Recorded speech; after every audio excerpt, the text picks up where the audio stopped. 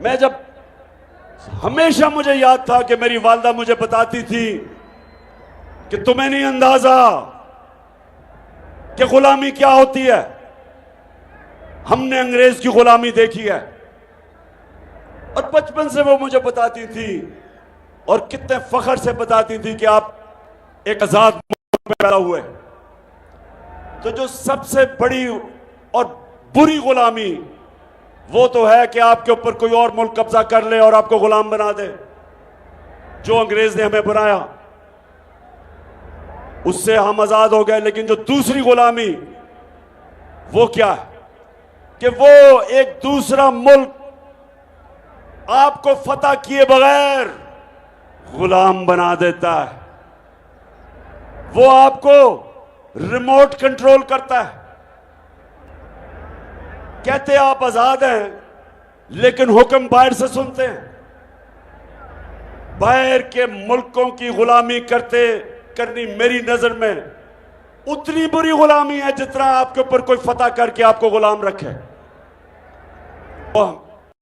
गुजरांवाला जो मुझे हटाया गया वो इसलिए कि मैं तैयार नहीं था कि किसी और मुल्क से डिक्टेशन लूं, किसी और मुल्क मुझे हुक्म करे कि जनाब आप रूस से सस्ता तेल नहीं खरीद सकते, हिंदुस्तान खरीद सकता है। वो भी हमारे साथ आजाद हुआ था। हिंदुस्तान अपने लोगों के लिए 40% कम कीमत पे तेल खरीद रहा है रूस से।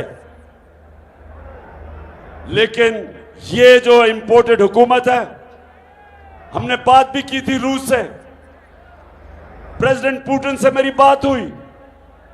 मैंने उससे बताया कि दुनिया में आलमी तेल की कीमत इतनी ऊंची है और ये जो जंग हो रही है यूक्रेन के साथ उससे और ऊपर चली जाएगी। तो हमारे तो 10 करोड़ लोग हैं, 5 करोड़ गुर्बत की लकीर से नीचे, और 5 करोड़ ऐसे लोग जब कीमतें ऊपर जाती हैं वो भी नीचे चले जाते हैं गुर्बत के। 2 वक्त की रोटी नहीं खा सकते। तो हमें सस्ता तेल चाहिए।